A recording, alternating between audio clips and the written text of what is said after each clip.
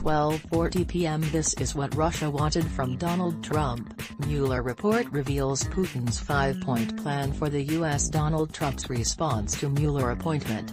This is the end of my presidency.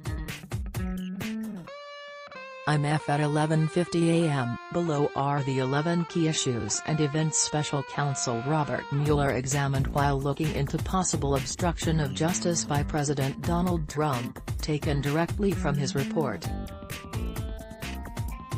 The campaign's response to reports about Russian support for Trump. During the 2016 presidential campaign, questions arose about the Russian government's apparent support for candidate Trump.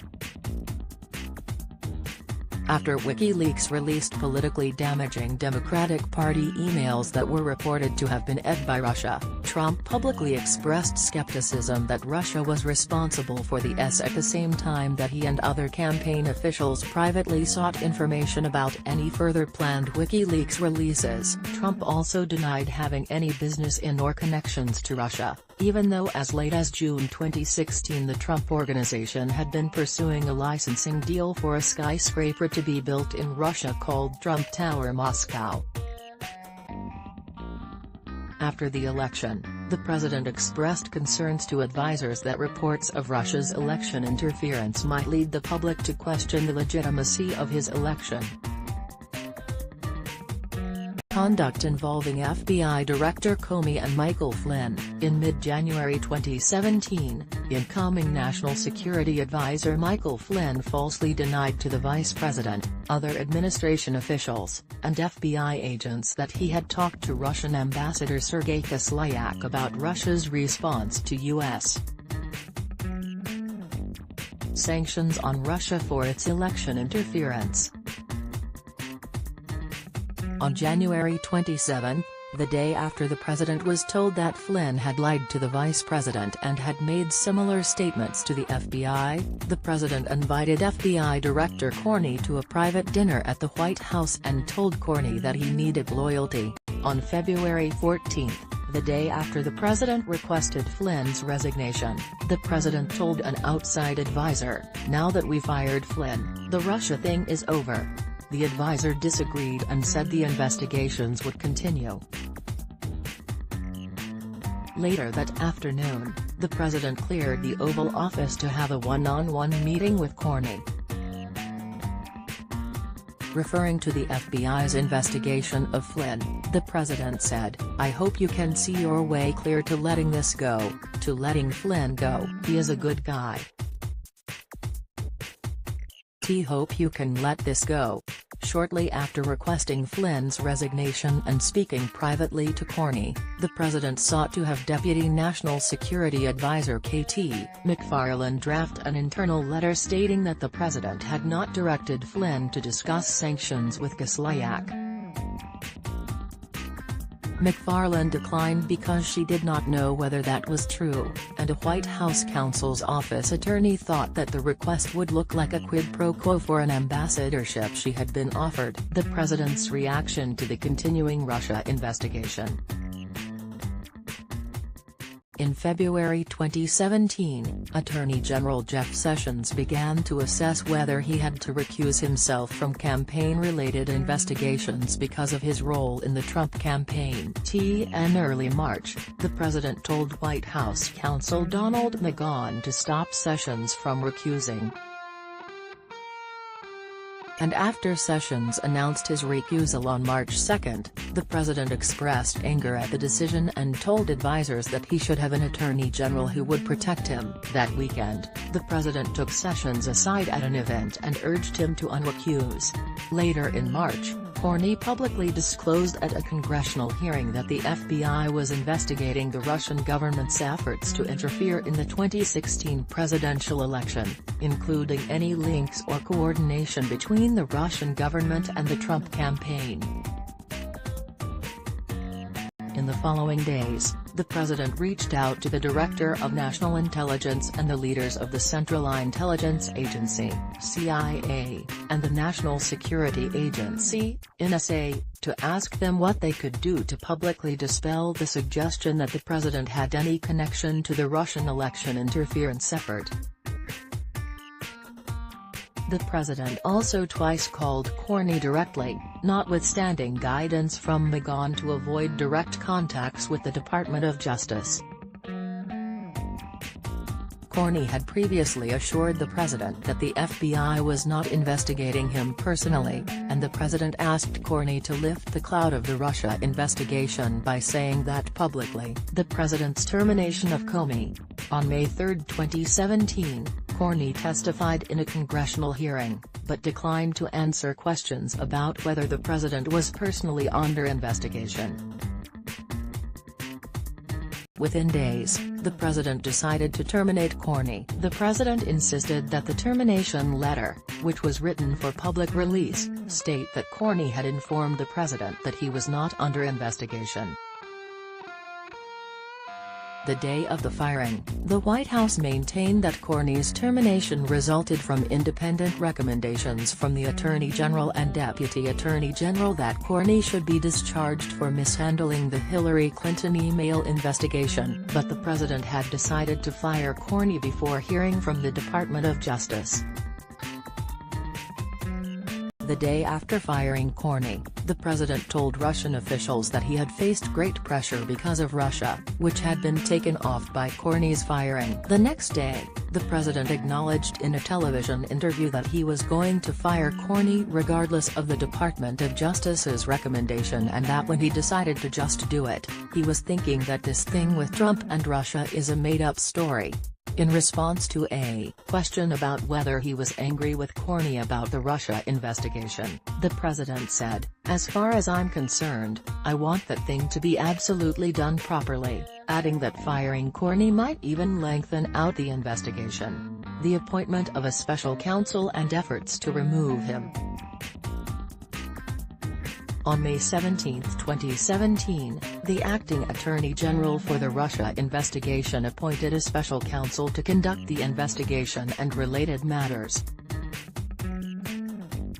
The president reacted to news that a special counsel had been appointed by telling advisers that it was the end of his presidency and demanding that Sessions resign. Sessions submitted his resignation, but the president ultimately did not accept it. The president told aides that the special counsel had conflicts of interest and suggested that the special counsel therefore could not serve. The president's advisers told him the asserted conflicts were meritless and had already been considered by the Department of Justice. On June 14, 2017, the media reported that the special counsel's office was investigating whether the president had obstructed justice. Press reports called this a major turning point in the investigation, while Corney had told the president he was not under investigation. Following Corney's firing, the president now was under investigation. The president reacted to this news with a series of tweets criticizing the Department of Justice and the special counsel's investigation. On June 17, 2017, the president called McGahn at home and directed him to call the acting attorney general and say that the special counsel had conflicts of interest and must be removed. McGahn did not carry out the direction, however, deciding that he would resign rather than trigger what he regarded as a potential Saturday night massacre. Efforts to curtail the special counsel's investigation. 2 days after directing McGahn to have the special counsel removed, the president made another attempt to affect the course of the Russia investigation.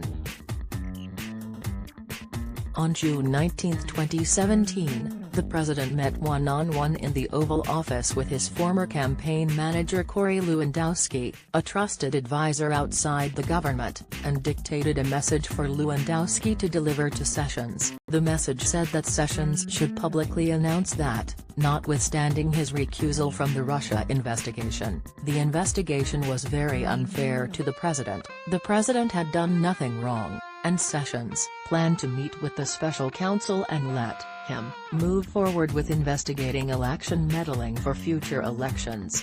Lewandowski said he understood what the president wanted Sessions to do. 1 month later, in another private meeting with Lewandowski on July 19, 2017, the president asked about the status of his message for Sessions to limit the special counsel investigation to future election interference. Lewandowski told the president that the message would be delivered soon.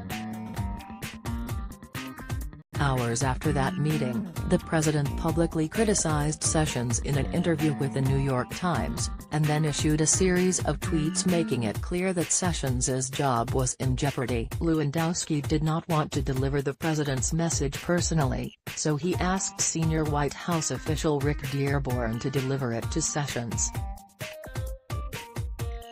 Dearborn was uncomfortable with the task and did not follow through efforts to prevent public disclosure of evidence.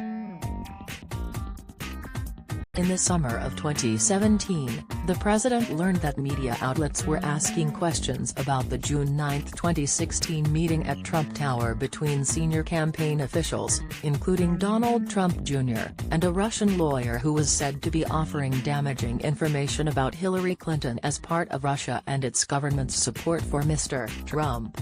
On several occasions, the president directed aides not to publicly disclose the emails setting up the June 9 meeting, suggesting that the emails would not leak and that the number of lawyers with access to them should be limited. Before the emails became public, the president edited a press statement for Trump Jr.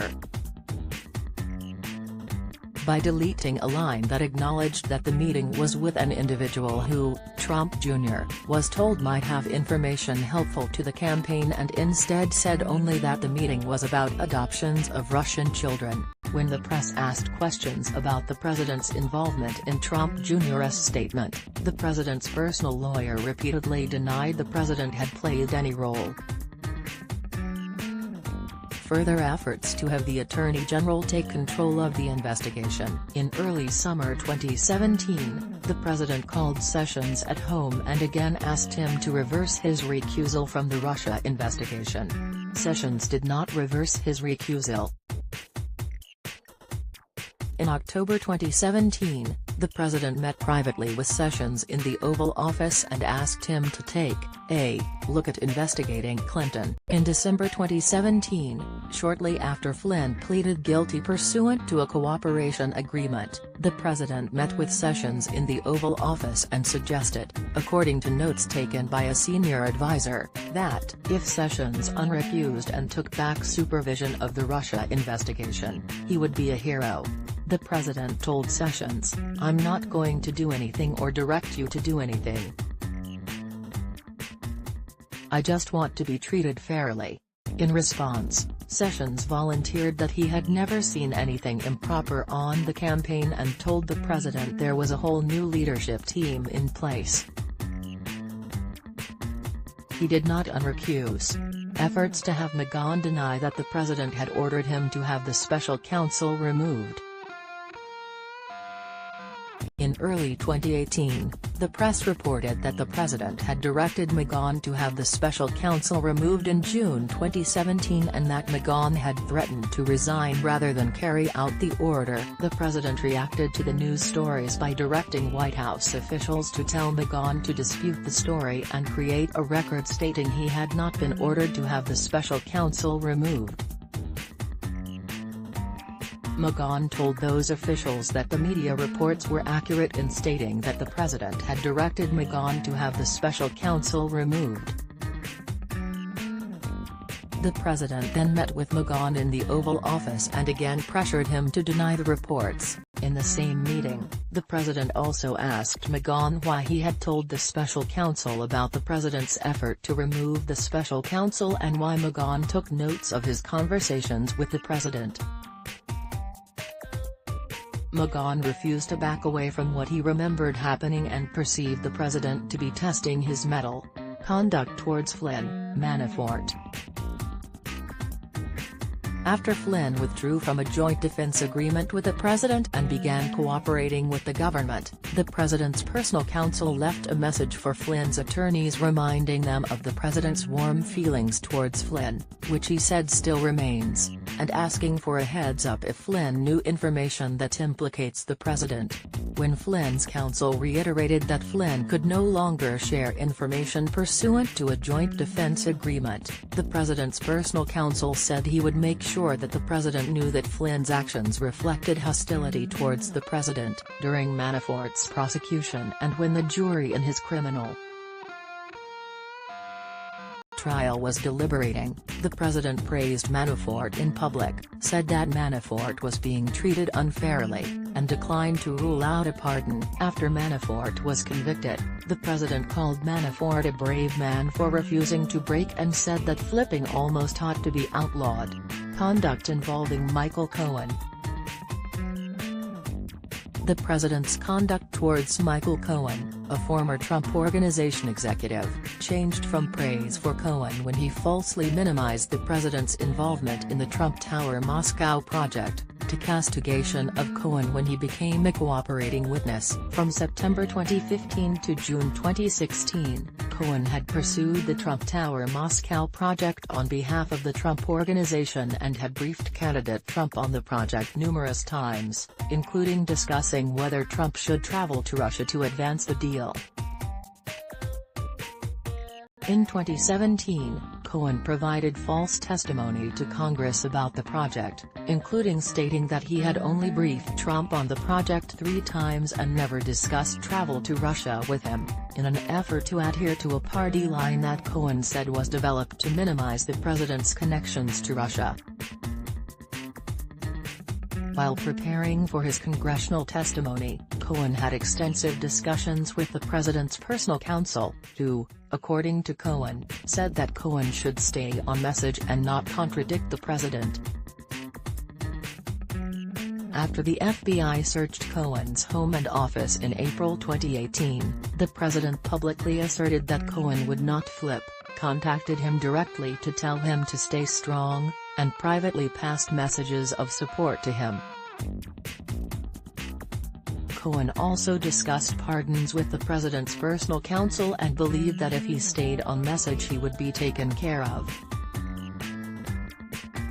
But after Cohen began cooperating with the government in the summer of 2018, the president publicly criticized him, called him a rat, and suggested that his family members had committed crimes. 11:30 a.m. Special counsel Robert Mueller's report describes the first moments when President Donald Trump found he was under investigation.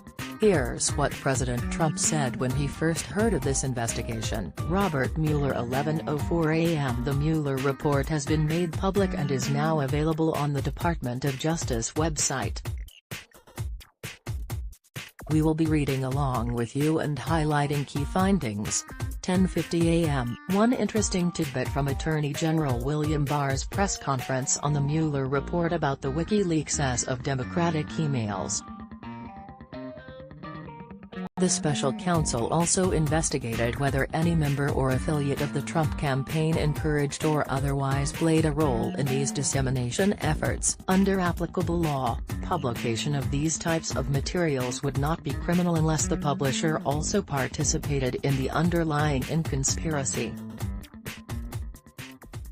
This means that even if those associated with President Donald Trump did collude with WikiLeaks to release said emails of the president's opponents, it's not illegal because WikiLeaks did not help the emails. In other words, members of the Trump campaign may have helped propagate emails led by Russia to aid Trump, but so long as they did not work with Russia directly they are safe legally. 10:40 a.m. From Newsweek's Jessica Kwong. Attorney General William Barr in his press conference Thursday morning repeated 16 times in just 22 minutes that there was no collusion, conspiracy or coordination between the Trump campaign and Russia. 10:30 a.m. Read the remarks of Attorney General William Barr's press conference here. Some choice quotes. As the special counsel's report makes clear, the Russian government sought to interfere in our election, but thanks to the special counsel's thorough investigation, we now know that the Russian operatives who perpetrated these schemes did not have the cooperation of President Trump or the Trump campaign, or the knowing assistance of any other Americans for that matter. That is something that all Americans can and should be grateful to have confirmed. But again, the special counsel's report did not find any evidence that members of the Trump campaign or anyone associated with the campaign conspired or coordinated with the Russian government in its operations. In other words, there was no evidence of Trump campaign collusion with the Russian government. So that is the bottom line. After nearly 2 years of investigation, thousands of subpoenas, and hundreds of warrants and witness interviews, the special counsel confirmed that the Russian government sponsored efforts to illegally interfere with the 2016 presidential election but did not find that the Trump campaign or other Americans colluded in those schemes. After carefully reviewing the facts and legal theories outlined in the report, and in consultation with the Office of Legal Counsel and other department lawyers, the Deputy Attorney General and I concluded that the evidence developed by the special counsel is not sufficient to establish that the president committed an obstruction of justice offense. Although the Deputy Attorney General and I disagreed with some of the special counsel's legal theories and felt that some of the episodes examined did not amount to obstruction as a matter of law, we did not rely solely on that in making our decision. Instead, we accepted the special counsel's legal framework for purposes of our analysis and evaluated the evidence as presented by the special counsel in reaching our conclusion. President Trump faced an unprecedented situation as he entered into office, and sought to perform his responsibilities as president. Federal agents and prosecutors were scrutinizing his conduct before and after taking office, and the conduct of some of his associates. At the same time, there was relentless speculation in the news media about the president's personal culpability.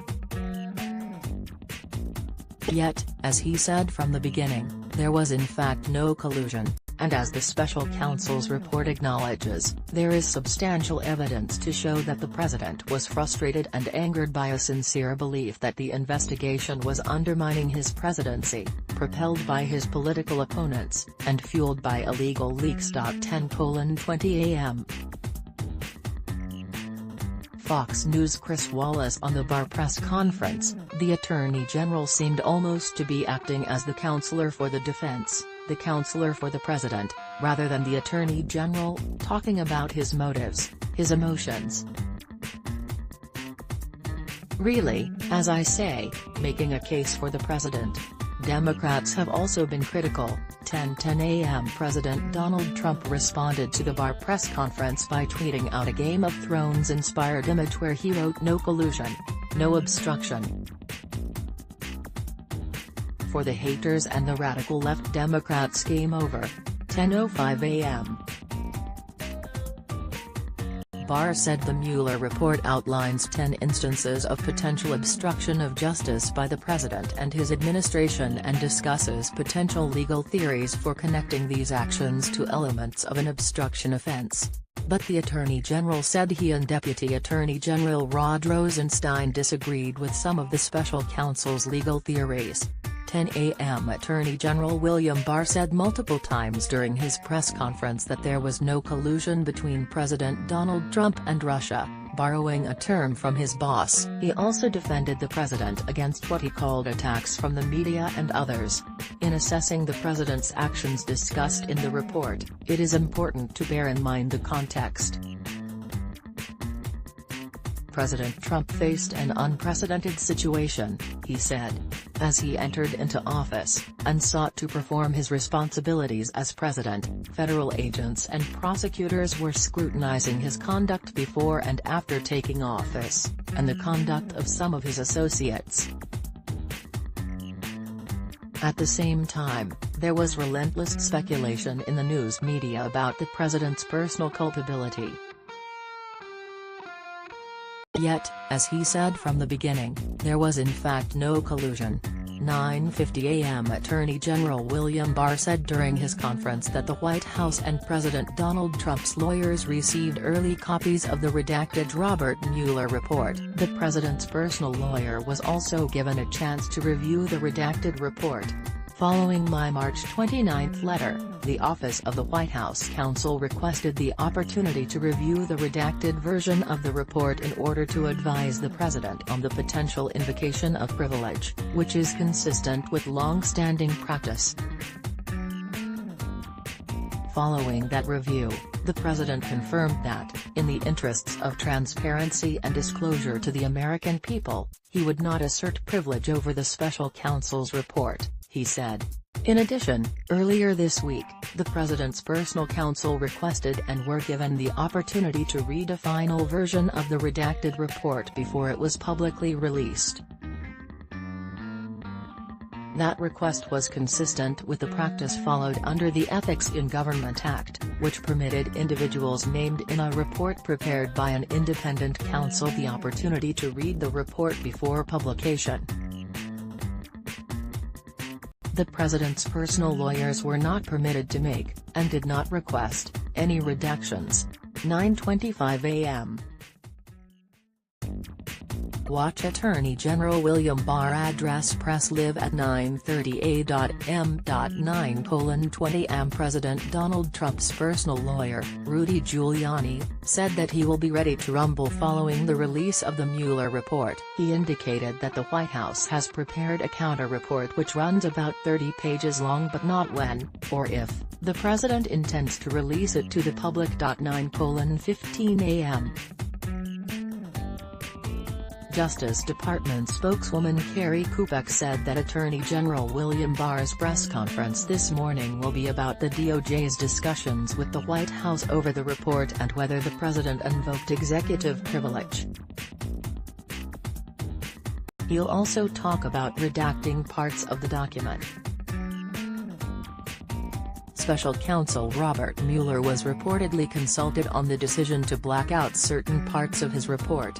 9:10 a.m. President Donald Trump's first public appearance will be at 10:30 a.m. at Today, where he is expected to give remarks at the Wounded Warrior Project Soldier Ride in the White House East Room. The event will be live-streamed.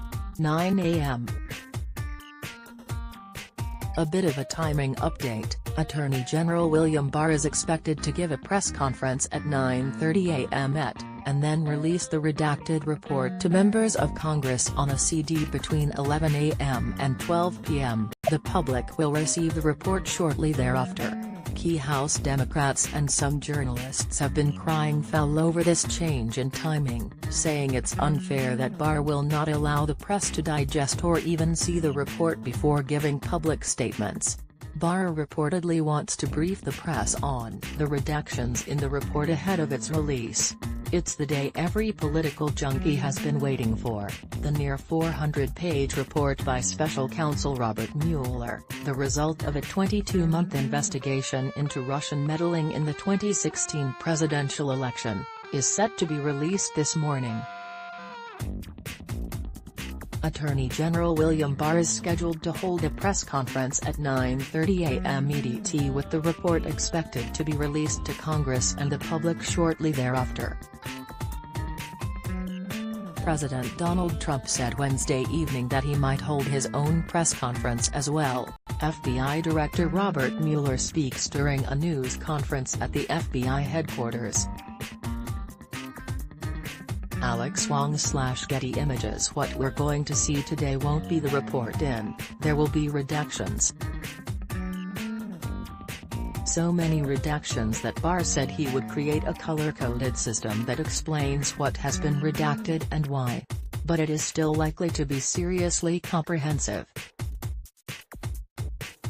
The report is expected to reveal what Mueller's investigation, which resulted in more than 2,800 subpoenas, 500 search warrants and indictments, convictions or guilty pleas from 34 people and 3 companies, uncovered about ties between the Trump campaign and Russia. It will also detail what Mueller found about pivotal moments in the Trump presidency and campaign, like the decision to fire FBI Director James Comey and the now infamous Trump Tower meeting between Jared Kushner, Donald Trump Jr., Paul Manafort and a Kremlin-linked lawyer.